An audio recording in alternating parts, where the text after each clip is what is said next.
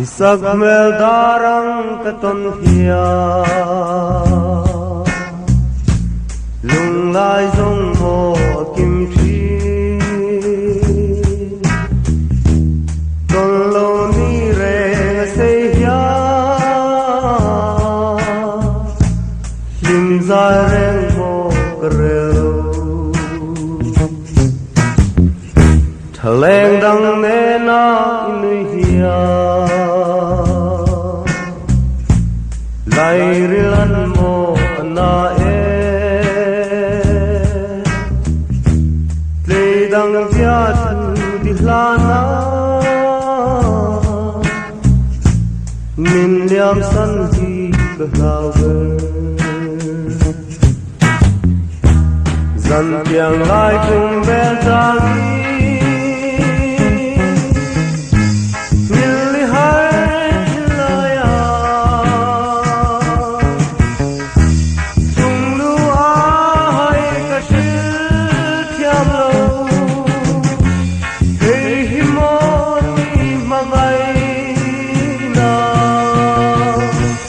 hay bil reng hian karing lo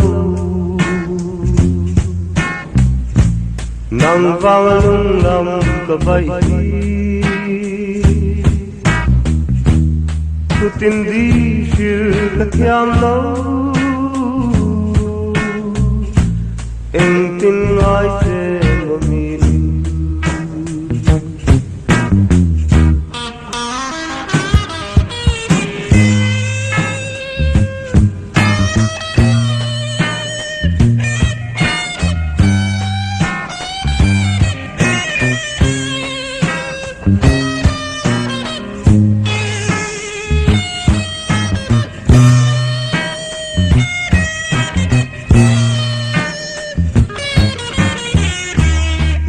yang lai kum bel tangi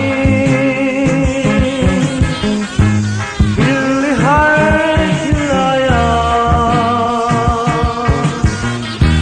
tung dua hai kecil yang lo hei himon mangai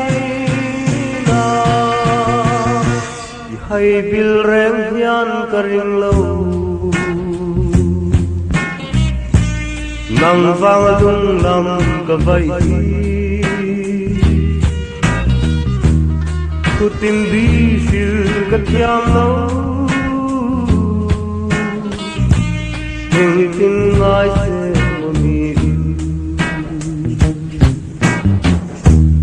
tu tim di shil ka thiam lo